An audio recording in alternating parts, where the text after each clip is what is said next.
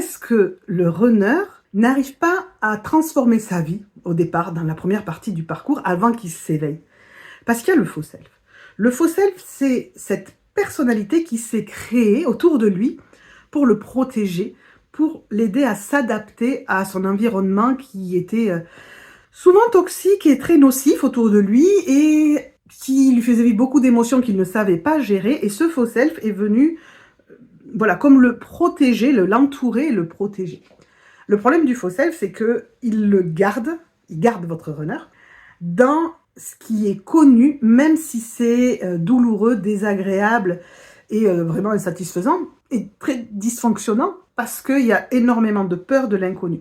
Le faux self sait gérer ce qu'il connaît parce qu'il s'est développé là-dedans. Il ne sait pas gérer ce qu'il ne connaît pas, donc il ne veut pas que le runner aille vers ce qu'il ne connaît pas. C'est pour ça qu'en première partie du parcours, le runner peut faire beaucoup de prises de conscience, mais en fait, il ne passe pas à l'action parce qu'à chaque fois, par exemple, qu'il va vous voir et que quand on est dans cette bulle, il va commencer à parler de lui, de dire des choses, et là vous faites « Waouh, on dirait qu'il s'éveille et tout », et après il fuit.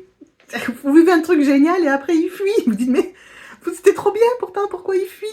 Mais parce qu'à cet endroit-là, son faux self a repris le contrôle et a dit « Oh là là, là, on va vers un truc qu'on ne connaît pas, on va pas là, on va là-bas. » Et votre runner perd le contrôle de ses choix et se retrouve téléguidé, comme une marionnette, par son faux self.